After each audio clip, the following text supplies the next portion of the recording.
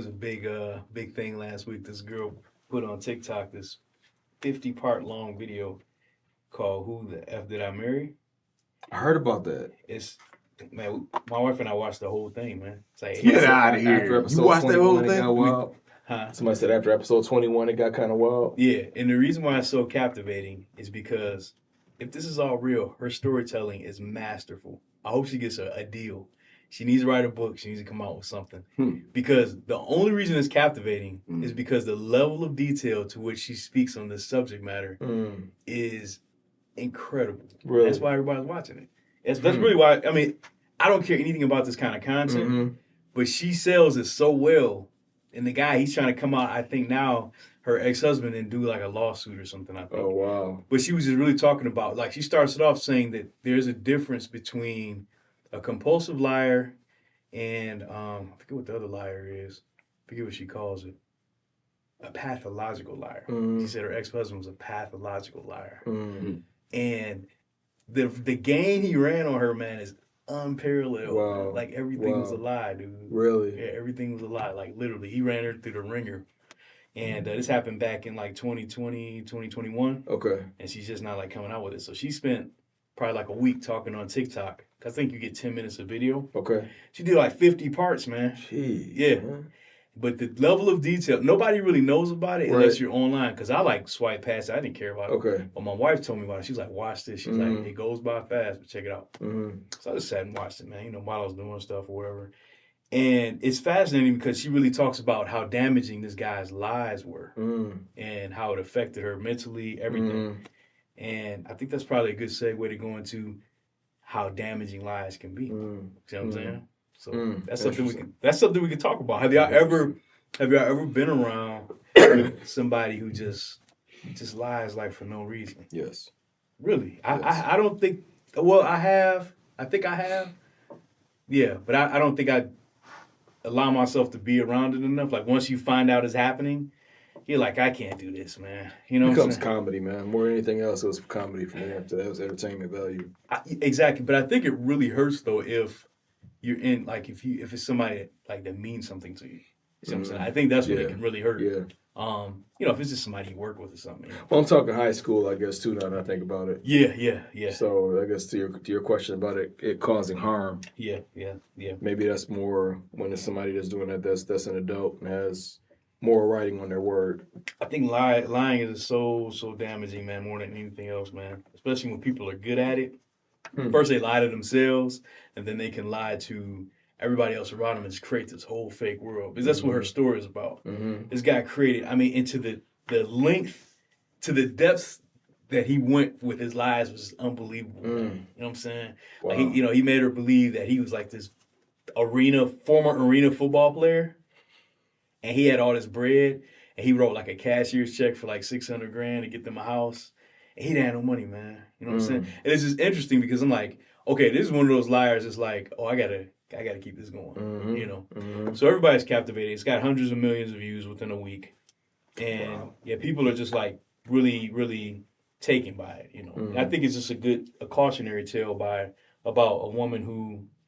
I mean, she talks about all her flaws and mistakes. I mean, she's very transparent. I think that's what sells it too, because she shouldn't have let none of that happen. You know what I'm saying? So it was just an interesting tale about a woman that got done wrong, right? And the level of detail that she went in with. Wow. I haven't watched them. I don't have any interest in it. But oh yeah, definitely. I understand you saying from a storytelling perspective. Yeah, that's what got my attention. Can be captivating. I understand that. Yeah. To me, what stands out is, and it's just I guess just the way I think. What stands out is how quickly that spread. How quickly like. When things go viral nowadays, man, it is undeniable. Like, it's everywhere. That stuff was on the news. This lady has been on the news. Like, it was on the news. I was surprised by that. They have featured this story on the news, bro. Yeah. It's a TikTok story. This lady is making TikToks and she's on the news. Yep.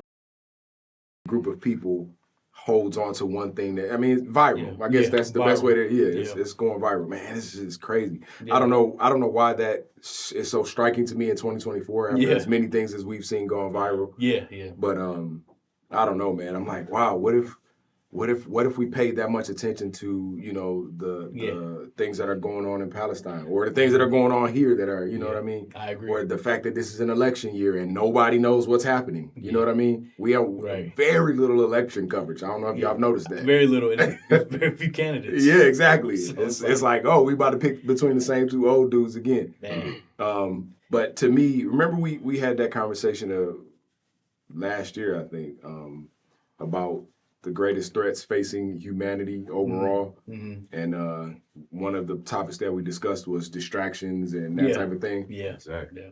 To me, whenever I see something go viral, I'm looking in the opposite direction to see what it's pulling attention from. You know what I mean?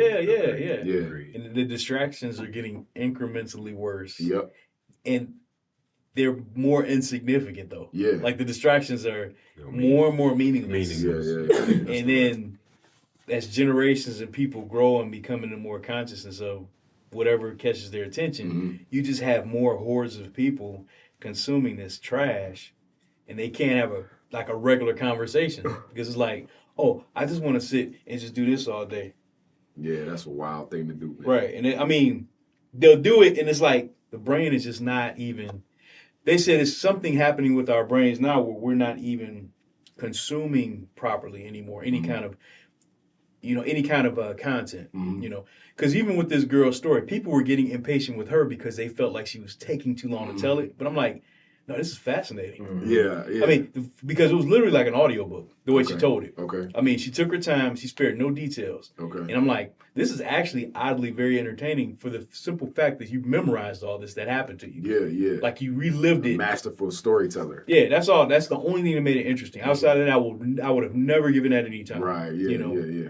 And the only thing that could probably trump that is if the ex-husband came back and said, "Hey, guess what, y'all? She's actually lying." Right. Here's my 50 parts. But she did it so good though. He can't come back from that, man. I mean, that's defamation of character if I've ever seen it. She destroyed this guy, man, forever. Seriously. Wow. Yeah. She destroyed him forever, and unfortunately, it did go viral. Man, there's so many other important things going on that doesn't even register. I think the big takeaway from it is like. Yeah, lying is very, very bad. I mean, I think it's one of the worst things. I mean, so that was all. Yeah. There's nothing to really talk about beyond that. I think it is, though, because it's like what you mentioned is kind of where my mind was going to with it, too. Like, you look at how, for the longest time, media was a closed-door institution, right? It's like you had to... They had to choose a story that they thought was worth telling, or that they were allowed to tell. And YouTube and stuff like that came up as a rise, like people, coming up with their own media that wasn't just like controlled by the same system. And for something like that on TikTok to blow up so much that news is forced to cover it, it's just like imagine how powerful that could be if we were organized enough to get mobilized behind the right kind of message or the right kind of TikTok that the visibility of it is so high that media has no choice but to cover it. You know what I mean? I think it's a powerful possibility behind what that, the fact that story made mainstream news. I think it's we could do a lot with that, but I agree. It would take a lot of coordination and a lot of us being away from the distractions to do that. But it'd be amazing if we could organize behind something really meaningful and force it on the news, force it on the mainstream news. Yeah, and I think it's possible it can happen if a lot of things just have to fall like right in place. You know what I'm saying? Because if you think about, for example, George Floyd, what happened there? Okay, everybody was locked in their homes. We had a pandemic. So everybody's sitting on their phones and computers and they're watching this man literally die on TV. So now all of a sudden he's the first black man that ever got killed by a cop. And everybody's like, oh, wow, this is actually happening. Yeah. Everybody got behind it. Because all the circumstances were perfect. It's right. Unfortunately for him and his family. But everything was lined up. So now, police brutality, even now, is still more of a discussion than it was before he got killed. Absolutely. Not when Trayvon, not when Sandra Bland, none of those people, unfortunately. But when George Floyd, everybody was stuck in their homes and they had to look at that became viral, and they were forced to sit there and look at, this is actually happening like all the time, And so, I think we would get behind things if it's presented, unfortunately, in it could be a darkly entertaining way because people were darkly entertained by him watching him get murdered. Yeah, You know that's what what I I'm was saying? about to say. Yeah, it has to be some kind of form, element of entertainment, and then people are like, oh yeah, I could get behind that. You know. Well, that's what I was gonna. I'm glad you said that because my concern is that positivity doesn't go viral. Exactly. It never does. Right. I don't think I've seen other than Andre 3000 coming out with a positive album. That's the last thing I've seen positive that went viral, and that was only because it was him. You know what I mean? If I came out with that same album, it would have got no press at all. Yeah. So I was listening to a interview with Howie Mandel not too long ago, and he was talking about what makes things funny. And he was like, there is no such thing as comedy if it's not tied to tragedy. He's like, even if you watch a clown get hit in the face with a pie, you're still laughing at his turmoil to some degree. Yeah. Watching people fall down the stairs or listening to Dave Chappelle and Bill Burr, they talk about the painful things that are happening and they spin it in a way that makes it funny. But there is nothing funny unless there's something painful attached to it. It's that's just. He said that's even why the masks, the comedy and tragedy masks. That's why they're together all the time because there is not one without. You can't have the entertainment purpose. Right. I mean, portion in terms of like comedy and in this particular conversation going viral. Yeah, we don't really see positivity go viral. Yeah, you know what I mean. Yeah. This lady is going viral for dogging her man, and they, it's two black people at each other's throats, and she's throwing him under the bus. Yeah. George Floyd went viral because of somebody getting killed. Yeah. And on and on and on. 9/11 and Donald Trump and COVID and all of the things that we draw all of our attention to, even if it's for a moment, it's usually something that is negative, you know? Yeah, that's very true. So two questions from that. I guess let me ask the simple one first. Have you all seen the comic David something? I forgot what his last name is, but he went viral a few weeks ago because he's a black dude, mixed crowd comedy club, and he made a joke about George Floyd.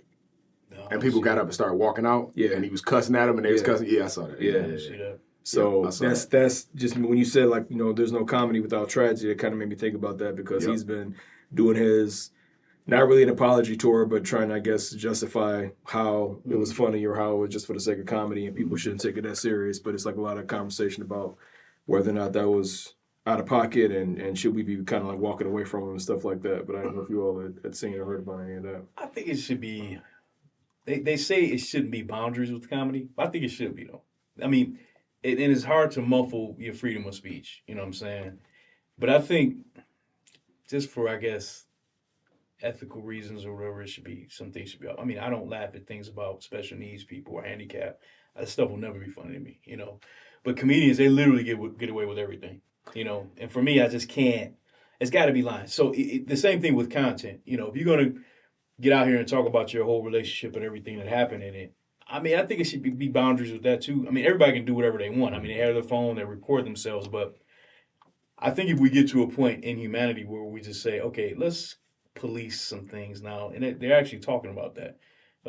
It's passing some kind of law to put boundaries on content and how we see things online and stuff, because I think it's just too out of hand, And I think I kind of see it a little bit differently. Mm-hmm. I think that in an instance like with this guy, I think that's a self-policing thing. You know what I mean? I think that's the type of thing that I think comics, and I will admit that I got this concept from Dave Chappelle. Mm-hmm. But I agree with him. I think that comics should be able to say whatever they want. Yeah. And then the people vote on whether or not it's good or bad with the amount of attention they pay. So this guy may never get another job again in a major club. Yeah. And that's how you learn what you can't say. You know what I'm saying?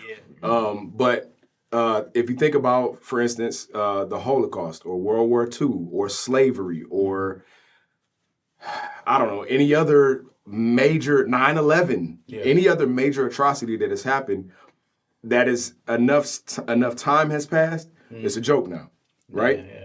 How many Hitler jokes have we heard in our lifetimes? We weren't alive when Hitler was around, and so now enough time has passed, so it doesn't sting as much. Right. So the reason why I say that is because in 50 years, George Floyd jokes are not going to sting as much as they do now. We watched this man die. Our kids won't have. Right. And so when their generation comes up and they're watching comedy, somebody's going to make a joke about George Floyd and it's going to kill. Yeah. You know what I'm saying? Yeah. It's just a matter of That's where we get the concept of too soon. Oh, is that too soon? Yeah. It's literally, is it too soon or not? You know? Yeah, that's unfortunate. I mean, because I think, you know, life almost imitates art in the sense that people get licensed from a comedian. Once a comedian makes it okay, then it's kind of like, True. you know, because I mean, why do we know Hannibal Buress?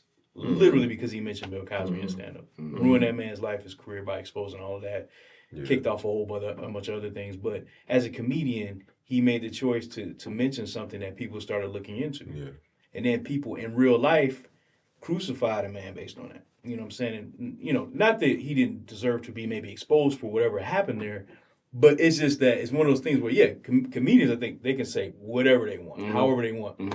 But there's going to be consequence on one side or the other, you know? And I think that and the consequence could be either now or later, you know? I mean, because like I said, comedians give license to bad behavior sometimes, you know, and a lot of people build their world around content, upon content that they're consuming, whatever's on Netflix, whatever's on their phone. Absolutely. You know, so I think, I think we're in a time where it's just like anything goes, man, no holds barred. I mean, and nobody cares. That's the thing is, it's, you know, a guy, a friend of like my brother's on Facebook, this guy is a teacher, and he asked the question, he said, how do I get my students to care? They don't care about anything.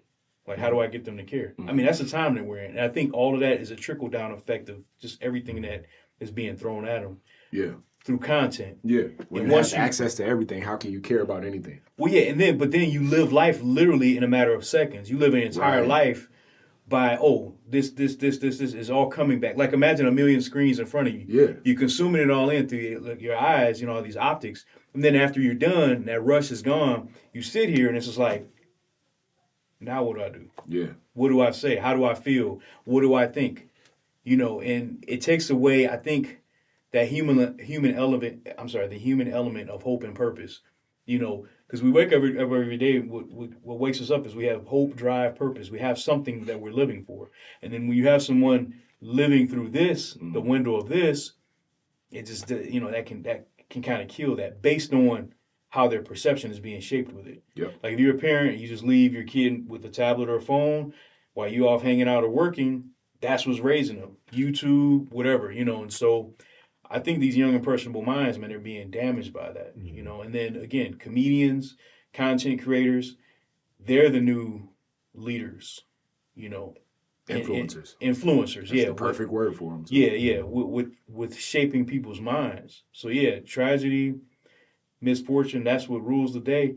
And anything good happening, because there is a lot of good happening, nobody cares. Yep. Nobody cares about, you know, 100 black people graduating. Yeah, it's not entertaining. Honors. Yeah, it's not entertaining. We'll press like and then scroll and look for somebody getting beheaded by, you know, ISIS or something. Yeah, and that's crazy, isn't it? You can go from one extreme to the other in an instant. In one swipe of the finger. Yep. You can see everything you can, and that's to your point. That's where a lot of the damage comes in. Like the example of like the rich child that doesn't care about anything that normal people would care about because they've had access to it their entire lives. You know what I mean? Yeah. If you've seen and experienced everything, then how can you appreciate anything? Right. You don't have any appreciation for the beauty of a sunrise when you can see everything on the screen. You know what I mean? Yeah. Especially when that's all that you're used to. With the generation that's coming up now, they've seen more sunrises on their phone than they have in real life. And that's crazy. Yes, you know what I'm saying? Yeah, and it's like that thing in your mind that develops that chemical reaction that makes you appreciate these things. It just is, it's extinct. Yeah, it's a dopamine issue. Yeah. You got any input, man? You ain't I'm just listening, man. I'm trying to process, you know, a lot of the information that you guys are saying, and I think it's sad. I think it's scary, and it's sad, and it's. I think it's the right word is desensitizing, or whatnot at a mass scale, and the conduit is the media, right? Media has always seemed like the central point of distribution, right? And it's always been there, but now, like you said, since the cell phone is in our hands, we have the readily access right there, instantaneous, the gratifications that we have. And to me, my thing is to go back to the the lady that was doing these TikTok videos. This is very disturbing to me, man. Mm-hmm. And that's what's scary. That people, to me, that was a gun. That right there was an absolute gun. I agree. Mm-hmm. Right? And I'm not saying this has nothing to do with gun laws. But when I'm saying that, it has nothing to do with gun laws, because I don't the amendment, I'm cool with that. I'm saying, but what I'm saying is a person that is primed and ready, because I gotta voice that, right? People, that man, Right. that man is against. No, it's not that. What I'm saying is you have to be responsible with carrying a tool. No different than being responsible. You can assassinate somebody without ever pulling a real trigger. Exactly. You can kill that person. Yeah. And my thing is like, okay, we don't know if this is the truth or not. Right. But you spin the story so well, and you're convincing some people that's probably not strong enough in their mental capacity to discern. You see what I'm saying? Absolutely. And that's the reason why, like I was quiet, because I was thinking to myself, like, lies versus truth. Lies go a lot further than truth. Yeah. When the person that's receiving that information is not mature enough to handle that information. Very true. Yeah. You know what I'm saying? And that's kind of what I was thinking, like, man. And even to your point, there's no way that my man can come back from it. No. No way he can come back from it. And the interesting thing, No matter what he says. Right. Like you said, it takes a while, because truth will always come out. It just takes time. Yeah. She did a good job. But the thing is, the interesting thing that she kept saying is that she wants this story to help at least one woman. Like, she just wants it to help. But the unfortunate thing is, again, the tragedy and the complexity of the story is what people are going to be distracted by. Yeah. And then what they're really focusing on, unfortunately, is how dumb she was. Yeah, right, yeah. So it may help. Like, it's going to be some people that can relate to it. This guy's crazy. I was actually thinking about that. That's the discussion. People are like, you literally let all that happen? Yeah. Like, Wow. it's something wrong with you. Wow. But again, she told the story well. But the thing is that people are always going to lean to the negative because it's more entertaining to talk Yeah, about. exactly. Yes. It's Nobody's going to talk about, well, at least she got out of it. Yeah, there's no tea in that. Yeah. In the happy ending. Yes. So let's spin it. Let's play devil's advocate for a bit, because in a world where, I know, right?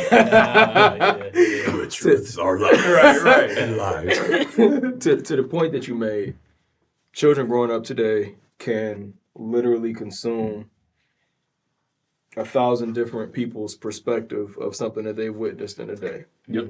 Through TikTok, YouTube, Instagram, everything else. Mm-hmm.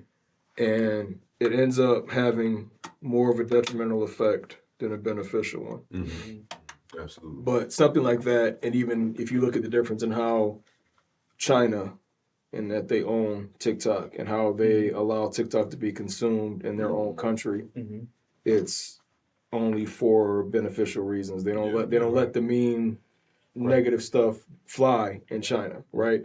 They tailor that to the U.S. market to let us consume garbage while they make sure their kids are consuming something different. So in a world where you can consume that many different perspectives at a young age in a matter of seconds that you would never, before this past generation, never, something like that, consuming that much would never have been possible. That's right. So that should be a good thing to be able to get that many different perspectives. Yes, it should be. You look at the results of it, and it's been anything but that. So even to the point you were making earlier, it's like it feels impossible that something positive can go viral. And I even want to talk about that, why as soon as something is labeled positive, it seems like everybody wants to shy away from it. Almost like positive has become a bad word too. Right. But what do we think would have to happen? What are the building blocks that be needed in order for us to be able to tailor something positive and make that positive thing go viral, or a set of positive things be the thing that people lean to as an influence? I know it doesn't seem realistic, but what do we think would be some of the things that would have to be in place or that would have to be instituted in order for us to start moving in that direction? The last time that happened, it took a crucifixion. Nice. No, that's true. The last time it happened for real, somebody had to get crucified. Yeah, you got to do kind of a Jedi mind trick. I mean, you have to have like an anti-hero. You have to have somebody that actually looks like they're doing bad, and it ultimately ends up being good. Because you get people's attention with what is negative. There's a documentary. I don't know if I sent it to you guys, but it's about It's called They're Trying to Kill Us. And the guy starts off, because it's about poor eating habits in the black community. The guy starts off talking about getting gun violence and stuff. And I looked at my wife, I'm like, I thought this was about eating. But he drew a comparison first about gun violence and then went over into how food is impacting us worse than gun violence. Yeah, it's poison. It was beautifully done though. But the thing is, it catches your attention because you're like, okay, what are you talking about? We know about gun violence, and I think that would be the same kind of thing. You have to kind of, unfortunately, because people actually like to be duped. They love it. They love to be duped. They love to be tricked. They love to have to really think or and then be do 50 TikTok videos on it. exactly. Yep. Right. They love to be misled or be forced to think and look at something in a way that they didn't expect it to be. I mean, it happens in film, it happens all the time. So it's got to be a magic trick. It's just like the magician with a sleight of hand, you know. And it Shyamalan got popular too, isn't it? Exactly.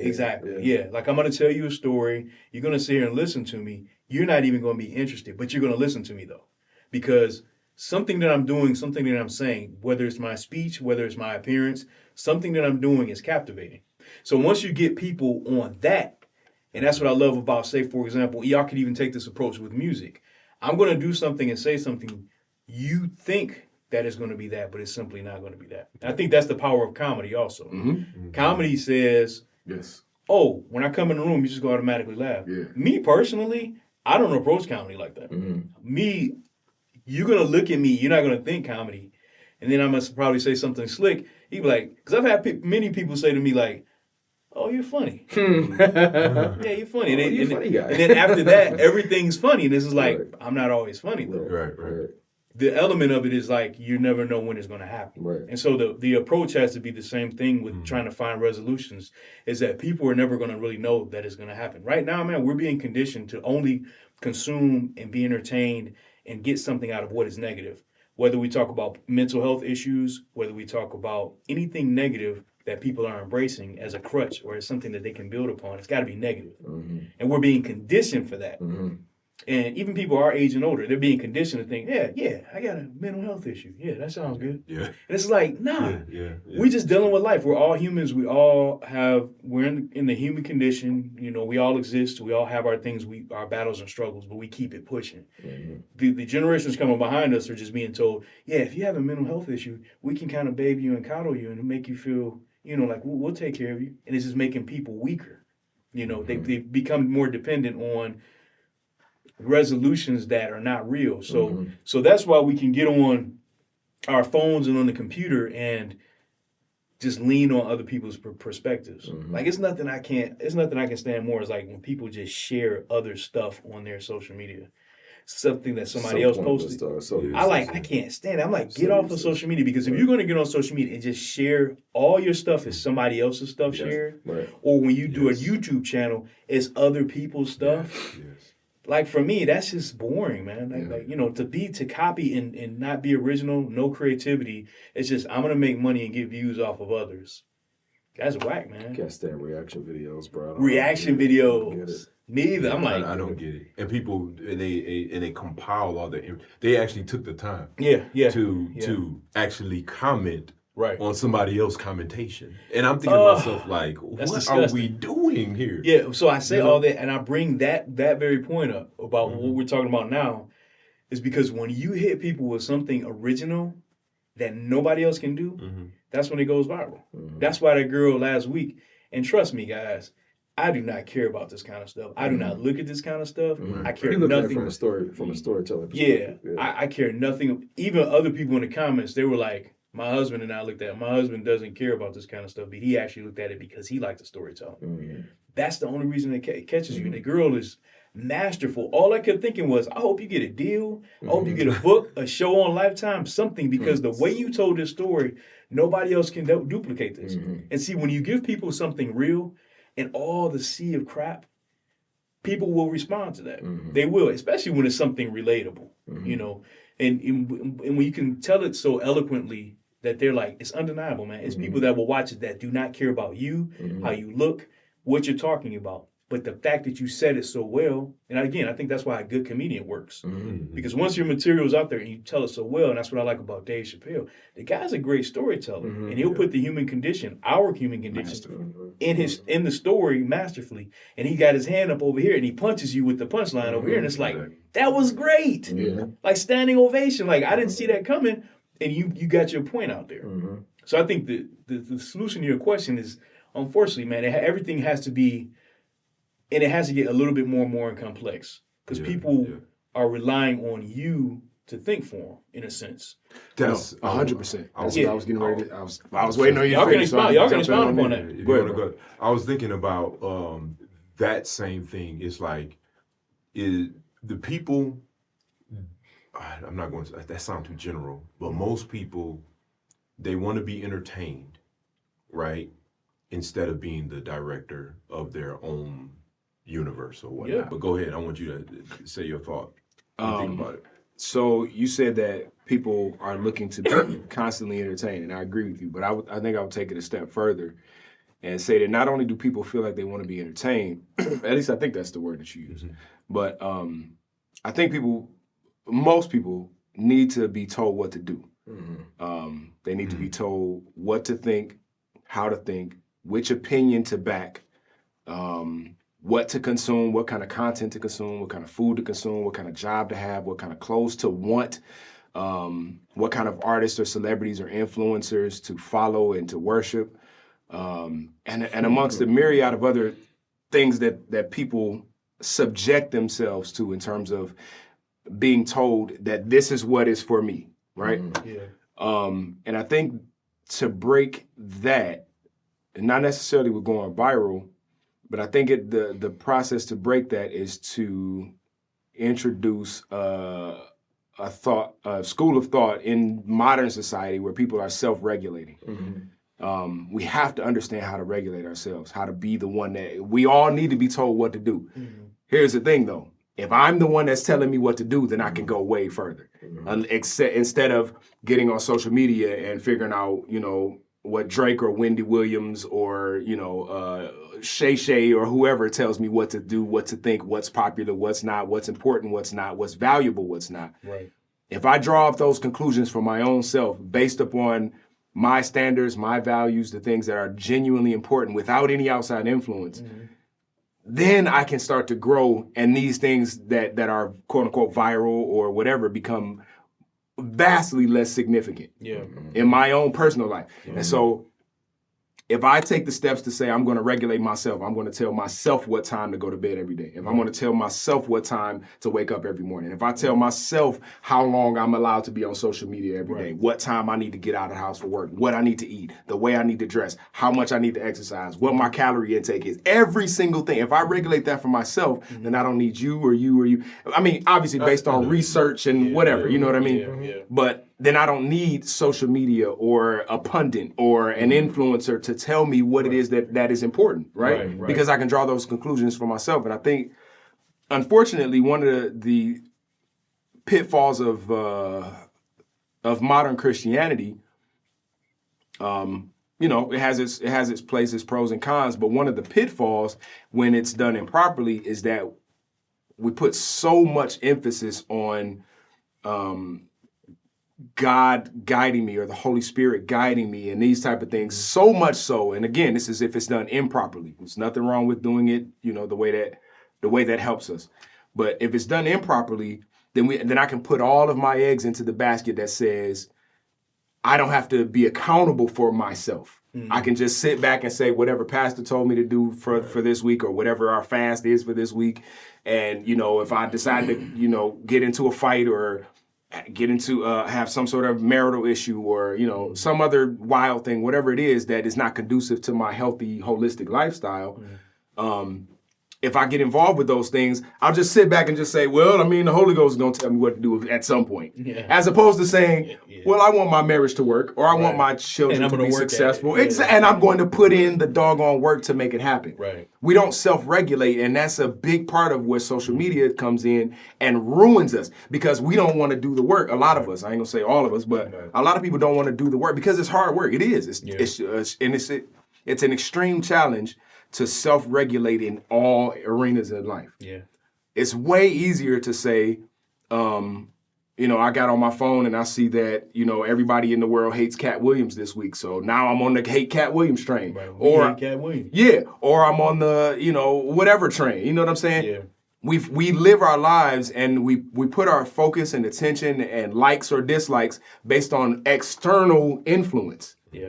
That's ridiculous. The more you think about it, the more crazy it is, because it affects not only entertainment, it affects government, it affects all of society. So true. You know what I mean? You know what? That's by design. It's absolutely by design, which is why I say we have to take an intentional approach to self-regulation. So one thing that you said something that reminded me of this, and I love that you brought up the word regulation, because that's something that's really been on my mind a lot about. Like, I think, Gary, you said this a long time ago about, about your own thoughts. Who gave you your thoughts, right? And I think that is so important for us right now. What's the origin? And one of the things that I've been practicing myself saying is no is an answer. You just say no. You know what I'm saying? I don't have to watch this stuff. Right. If it comes across my feed, no, I'm not going to. I won't receive this information. Right. And that regulation that you're talking about, that you do have the power to say no. I can regulate my mind to withdraw myself from certain conversations. I can withdraw myself from behaviors. I can withdraw myself from any type of mindset just by saying no is alone. Yep. You know what I mean? Because the information that you receive, what are you becoming? What can you do with it? Now, what is it? What is your expectations of me or I to you once this information is done? When I walk away, what am I going to become? That's one thing that's going back to the young lady that was talking about her husband. It's like, what was the point of sharing this at a broad scale? And do you realize the responsibility of your words once it comes out your mouth? Because it's not returning back. Right. You know what I'm saying? Once you put it out there, it is done, right? Yeah. And so going back 50 years from now, wherever YouTube turned to another platform or whatnot, that's still going to be in somebody's record. That man's name is tarnished, right? You know, and I think about all that stuff. It's a critical thing for us to really have platforms like this, because I believe these discussions can help us in the confines of putting us in a position to be mature in our thinking and really having empathy and not apathy towards conditions. That's really good. You know what I'm saying? That's It's really like, is the information that you put out, do you want me to have more of a envious, wrathful behavior towards someone? Or should I really empathize and say, you know what, there's something missing here. You know what, and not, because I've really been working on myself not to tell people what to do, but ensue some type of question that can cause them to stop in their tracks and really evaluate this. You know what I'm saying? Because I'm doing it. Because I have to do it. All you gotta do is put the question in my mind, and then I should be able to do the work from there. Exactly. Well, man. what made you decide to punch that guy when he stepped on your shoes? Yeah. You know what I mean? As opposed to, bro, you never punch nobody when you know what I'm saying? I know. Because if we can get to good. the root of the behavior, Yes. then I can start to regulate myself and say, wow, that was probably a little bit. You know what I'm saying? I didn't think about that. Yeah. And now just think about, the dude's family that she may come across in the grocery store and stuff like that. Yeah. You know, and once again, maybe it was truthful. Yeah. We don't know. Nobody Two sides to every story. knows. Right. It's Three two sides to every story. Yeah. This is a good conversation, y'all. Yeah. But Gary, I think that's a good question. What was your second question again? That was the second one. That was okay. Put Second together. one was how do we blow past what doesn't seem possible? Like what would have to be in place for things to change? Yeah. I don't think it would take anything viral. No. I don't think it takes anything viral. I think that it takes an individual or individuals that have light that can spark the person next to them. Mm-hmm. I don't think it has to be something that the world gets at one point. I think it's got to be something where If I change my life for the better and you're inspired by it, and then you change your life, and then your son is inspired by it and he changes his and his classmate next to him and so on and so on. I think that's the way it happens. I don't think it happens on a mass scale like negativity does, because negativity is inherently more entertaining. I agree with that. You know what I'm saying? Yeah. Most things that are viral go viral because they're entertaining or they have some sort of ulterior value other than just what's up front in our face. You know what I mean? I think that positivity happens way more subtly. You know what I mean? I do too. And I also think that to really plant that seed, man, and influence the will of others in a positive way, you have to help people see their differences and help them understand that their differences are not bad. Yeah, embrace them. Very good. Exactly. Like don't demonize difference, because we've been all conditioned through history, human history, that our differences are a bad thing. Right, right. But if you tell a child that you being different is actually a good thing, then they can whisper that to the ear of the next child. You know, and it's like, yeah, we different, but we cool though. Like we have nothing in common, but we actually cool. And I think once you do that, that kind of sparks this thing of, I want to live to see other differences and how I'm cool with other people. Interesting. Because I do think that there's this thing now, man, where the kids are just like, you know, what's really left? Yeah. You know what I'm saying? Like I've seen it all. I've had all of my senses catered to. So what else really is there? There's an eternity of content inside of us. Yeah, definitely. You know what I mean? Yeah. There's only so much that we can consume that will continue to strike our interests outside of us. Right. You know, YouTube, TikTok, you know, Facebook, Instagram, those things. But inside, from within, there's unlimited things that are interesting. You know what I mean? It's a universe of things. Yeah. Art alone, there's painting, drawing, music, singing, dancing, poetry, movies, film. I mean, it's literally unlimited. Yeah. Then you got innovation, technology, spaceships, cars, engineering, architecture. All of these things have come from the human mind, but they were coming from the minds of people who didn't have these distractions. Exactly. You know what I mean? The greatest of these items came from people who limited their distractions to outside influences and searched within and was able to bring out things that we find beautiful. Yeah. The people that we look to, Dave Chappelle, you know, who else have we mentioned? I don't want to just jump all over the place. We didn't really mention anybody else besides Dave Chappelle. So let's just go with Dave Chappelle. Dave Chappelle's art is the art of a person that is intensely, acutely observant of his surroundings. Right. And not in a way that is distracting. Right. He's observant of his surroundings in a way that says, what does all of this mean? Right. Instead of just looking at it, laughing at it, double tapping and moving on. Right. He's observing in a way that says, what does this mean? He watches these 50, a 50-part video or whatever, and says, where did this come from? Why did she make this? Right. What is the implications? Like you just pointed out, what are the implications that are beyond just the fact that she's famous now and he's famous now? Right. What are the implications that go beyond that? What happens when I run into this guy at the grocery store, or his mama at the grocery store, or what's going to happen? If the story is true at all? Right. It takes a person that wants to look beyond.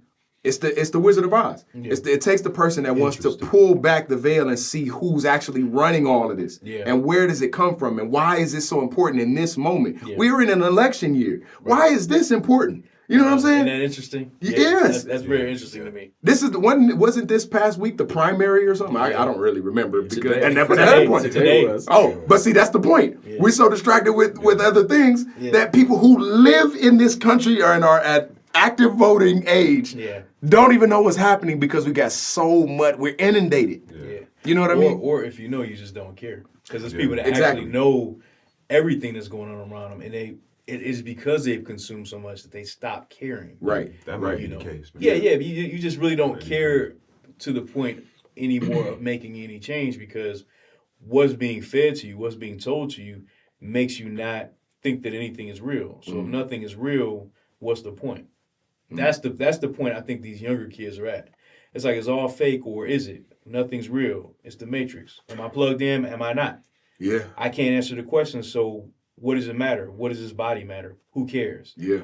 The whole who cares thing I think is the biggest problem. Because it's like, if you can't get a person to care or see the significance of anything, therein lies the problem. That's the mountain that you're gonna have to climb. No, that's What you want interesting. to say? You Now want that's because I'm just trying to get this in my head, right? So maybe because I feel like I'm a strange cat, right? Like I want to experience things. Like for instance, going back to what you were talking about, how do you fix this? I had this conversation. I was with a coworker. His name is Ji-hoon, right? Korean, right? We were going to Hyundai in California. It was around 2008. Right. It was around 2008, around where the country was just at a Leaning terrible crisis. state. Yeah. Terrible state. And I think they were getting governmental help, from the big three, right? Chrysler at the time, Ford and GM and whatnot. But we went there and we asked Hyundai, those guys, the engineering was there and everything. We asked them, it's like, how come you guys are not struggling? You know what they said? They said, we're being patient. He said, we're taking our time and we are observing what everybody else is not doing. And if you look at Kia right now, they're on top. Like Hyundai and Kia, they're doing very, very well, in their market and everything. And that made me think about like when you talk about the God of patience, when you're going back to thinking about how God operates, I believe one of his greatest functions is the patience, right? And I think that if you look at the instant gratification or whatnot, that is the total opposite of patience, right? And when you look at everyone that have succeeded in life in some form or fashion, it took that time. And sometimes it didn't even occur in their time. It actually happened a generation later when it was fulfilled, right? So one thing that I was thinking about overall was the patience that we have to have in our, I guess, institutionalization of these things, right? It's going to happen. It's going to take time, but it's going to always be at a very, very small pace or slow pace and at a very small scale, right? But it's going to happen. It's more of gonna happen. it's an uphill battle for anything that's helpful or wholesome or positive. It's inherently an uphill battle because our nature, unfortunately, seems to be that we run towards negativity. Yes. And we kind of, we take a quick glance at positivity, but it's not anything sustained. I mean, that we sustain most of the time. And so in order to make it a mainstream thing, it's definitely an uphill battle. Yeah. We're fighting in the opposite. We're fighting against the current of nonsense that's always washing over us. Yeah, that's crazy. And nonsense works because it's easy. Yeah, it's easy. If you can condition people to be selfish and just focus on me and mine, and I'm trying to stun online, Instagram fame, that's easy. Yeah. Being selfless and living for a greater good is the challenge. And I think the conditioning, man, is just taking people further and further away from it. And it takes really no effort. I mean, you can just suggest things and people just fall right into it. They'll forget because see, the thing about this girl, her name is Risa Tisa, and that's her TikTok handle. Her thing is, she was raised a Christian woman. She was raised in the church. She had all these like morals and values and things. And she threw all that out the window because she had some things that she wanted in life, that included a relationship and stuff. And she made all this very clear. And that was part of her downfall. And see, in that, people need to listen to that and let that be the cautionary tale. That you can actually be influenced. Your will can be influenced. You can throw caution to the wind because of a desire. And she was like, I didn't listen to God. She was like, I was impatient with God, and this is what happened to me. Interesting. And I was like, that's what makes you want to listen to her. Because I'm like, huh? No, go ahead. Yeah, no, I'm just saying, that's what made you want to listen to her. Because I'm like, this girl, because she was not a dumb girl. Like, this was a smart girl. That's what made you want to listen to her. Because, like, she wasn't hood or nothing. She was a very intelligent young lady. And she was very self-aware. And she owned all of her mistakes. And she told everything, even stuff that really made her look bad. And so that's the stuff you would hope people would listen to. But all people were really looking at her like, why would he choose you? That's the stuff people do. Like, you don't even rate that good. You know what I'm saying? People are that small. But it was a cautionary tale, and there was a lot of lessons there, a lot of mistakes that people make. And it's all a part of the human condition, man. I mean, we all make these mistakes based on desires and patience, things that we can't see. We lack forethought or foresight. We can't see ahead of a thing. And that's how she got. And the guy wasn't even that good. You know, she gave his alias because she never outed him. Okay. People just did their research online and found the guy. Gotcha. But she nicknamed him Legion. She called him Legion because the guy was so full of lies. Oh, wow. Yeah. Wow. So his nickname online is Legion. So you can Google Legion and his picture will probably come up. Wow.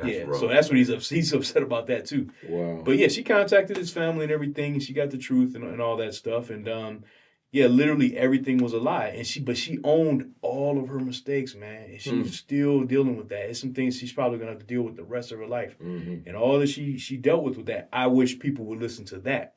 Because really what she's doing is she's holding up a mirror to us, to society. Right. And how we can easily be influenced, we can easily be tricked. Right.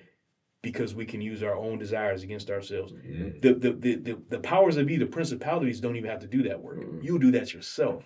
You will use your own convictions, your own desires, your fleshly desires will dupe you and cut you off at the knees, and they will work against you. And your lack of self-regulation. Some lack of self-regulation. All roads lead back to that. Your lack of self-regulation will cause you to make decisions you normally wouldn't make and buy into things and allow things to happen that you normally would not happen, believe things you normally wouldn't believe. And so that's all that she was talking about. And that's what really gets your attention. Like the psychology to which, how she fell for these things. So, you know, because she said she studied psychology a little bit in college. She didn't get a degree in it, but she did study it. And that's how she was able to determine what a compulsive liar is and then what a pathological liar is. You know, and she said, you know, she let us know that a pathological liar will lie to you when the truth will do. The truth is just fine. Like, you literally don't have to lie about this, but you'll make up this whole elaborate story and go to these great lengths to keep that lie going and just live in it, you know? And so she got caught up in that world. And I think that is where you really start to pay attention. Like, wow, you were a smart person and you got caught up in this. And that happens to us, to most people at some point in their life, where it's just like, I believe this, but it's not necessarily who I am. And that's what the story really is about. And I think it's, again, we got to be kind of guard ourselves from being lied to. But it starts with us, though. We can't lie to ourselves. Right. You know, and so I think that's what she really was focusing on that. Right. I would never tell you guys to watch this stuff, her story, but it is very interesting because she tells it so eloquently and she gives you a lot of insight into her brain and what's going on with her, and then how that played into all of this mess. So it was cool that she never was like one of those girls that I blame him. It's like, okay, these are my missteps, and they are many, and that kind of helps you understand. Oh, that's how you got. But you can kind of forgive her because the thing is, she owns it, and she the whole story is literally about her accountability. It's like, ladies, don't make this mistake. Right. So it was good. It was good stuff. Interesting. You made a good point. There's one other element outside of negativity that draws people, and that's honesty and realness. Yeah, people want something real. Now, here's a tricky thing about that, though, man. Is like, I actually think sometimes people actually like to be lied to, though. They like to be lied to because it's easier. People don't want to hear the truth because it's harder, and the truth is a responsibility, an extra responsibility that they have to take on. But they want something real, and they only want to be lied to as long as it doesn't hurt too bad. And I think, you know, yeah, I agree. And I think, but I think inherently, a lie is not going to ever be able to last as long as the truth will. That's very true. So if I'm able to receive or to share in an honest way, that has more staying power than the lie that you hear from maybe even coming from me. Yeah. If I tell you a lie and I tell you the truth, the lie will eventually wear off because the truth is inevitable. With enough time, the truth is going to come out. Yeah. And I want to clarify, like, people don't necessarily, it's not that they want to be lied to, they just want it to be easy. They want the embellishment of something, or they want you to massage their sensitivities to just make it easier to digest. Yeah. They Plus, we're geared, aimed towards negativity. We're programmed that's what we like. You know, there's a reason why true crime is one of the most popular. Man. There's a reason for that. And the lies, like I said, as long as it doesn't really hurt that bad or it's not detrimental to my existence, some people will take that. You know, but ultimately, again, you're right. They really want what's real. Yeah. Like, that's literally, they want to be around people that's real, even if they're not real. Yeah. It's people that are fake, but they want to be around what's real. And they want to vampire your realness and use that to somehow validate their existence. That's I'm funny. like, that doesn't work. It doesn't work like that. I work hard to be real. I I work pay hard. for my realness. Yeah, That's a heavy price. I'm real, Yeah. and that you can't have that. So, like you said, I think it's imperative to understand people definitely want what's real, but I think, like with all the stuff they see in media and everything, is people know that this stuff is not real, but it's entertaining. Yeah. It's fun. So, Yeah, I would love to agree with. I agree with 99% of what you said, but I don't think that people realize that stuff is not real.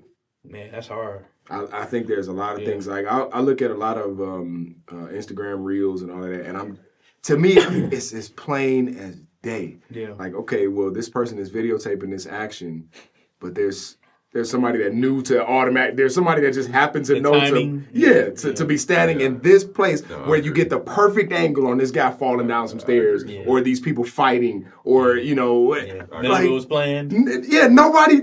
Y'all not thinking about the whole everything that has to go into this. Why is there perfect lighting in this dark room? Yeah. Like, y'all don't think none of this was scripted? Oh, yeah. But here's the thing: they're not thinking about it because they don't want entertainment. Yes. You surrender your thinking. That's Like, why I said That's it a takes good the word. person it takes the Very Dorothy good word. that's at the Wizard of Oz. Yeah. Somebody has to be the one that all the rest of everybody is looking at the big giant head in the sky. Yeah. Only it's a very few people that are paying close enough attention to say, that can't be real. Where is this coming Actually- from? You know what I mean? Actually, it was Toto. Yes, right. That's right. That's right. It was That's actually, right. You're right. It was Right. actually the dog sniffed it out. That's right. You Which know what means I'm that saying? most So- people are never gonna get it. Right. It only takes somebody that knows that Yeah, acute exactly. sense of See, detail that's in the interesting that you said that, man. So see, that's good, man, because the dog was not foolish enough to believe it. His senses Yeah. was All the rest of them were wasn't dreaming. high enough. Well, they were so preoccupied by other things that they didn't have. Yeah. They Ooh, were, yes, You that's see what I'm right. saying? When you preoccupied for what's missing or not knowing what's missing, that is easy to get the okie doke. Right? Isn't that crazy? Bro, man? say that That's powerful. again, Yeah. dog. Yeah, to say to really highlight that, man, and capitalize on that. People definitely are distracted by what they don't have. Yeah. That's why Yeah. social media and all this garbage works, is because it creates that fantasy of something Holy that you crap, may not be able to attain, and you're distracted by that. Mm-hmm. That's again what Risa Tisa. That's what her story is about. Wow. She was so distracted by, I finally found me a good man. I finally found my dream guy, Mm-hmm. and he absolutely was not that. This dude was Lucifer, based on her story. That's crazy. Wow. Right? Wow. But she bought into it hook, line, and sinker because it's like, hey, I got, everybody else got a man. Why Right. can't I be married? Right. And she literally said it, and she was like, I wanted it to be my turn. She literally said that. Wow. And so my thing is, that is the distraction. That's the greatest distraction, man, is to make people, sell people on things that, On the grass on the other side of the fence. they don't necessarily need it, but you want to make them think that they need it, and you're going to actually make them think that they want it. And so you trigger their will by their own desires, their own predisposition. But see, to answer your question even further, you have to take that same machine, that same function, that same module, and put it on the other side. Like, how can I influence your will for good? How can I even just plant that seed? That's why I loved Inception so much, because the whole film is simply about planting the seed in the mind. There's so much the way the power structure that the Yeah. powers that be think like that. all Yeah, the time. yeah. I'm gonna just suggest this to you. That's why I always am fascinated by Shakespeare's Othello, because it's so dark and messed up. Like, it was just suggested that there was cheating going on. This guy killed his girl. It was just suggested. And so the power of suggesting is before us all the time. It's always suggesting something. It's suggesting that you need these medications. It's suggesting that you can't control yourself. You can't regulate diabetes on your own. It's suggesting all these things, and then you just buy into it and you surrender your power willfully, man. Like, you wake up and you don't even have a fight. And so for us, we're old enough to say, oh yeah, I gotta fight. But unfortunately, the kids that are a couple of generations behind us, I'm like, my God, I mean, they won't even be born with the equipment to fight. If you were born in the last 20 years, it's got to be an uphill battle, man. True. I mean, to just really grasp reality and just understand what is real and what is not. Who are my influences and who are my heroes? Who am I? I would argue that that's even pervasive even in our age groups. I agree. Yeah, it is. Yeah. I think it's just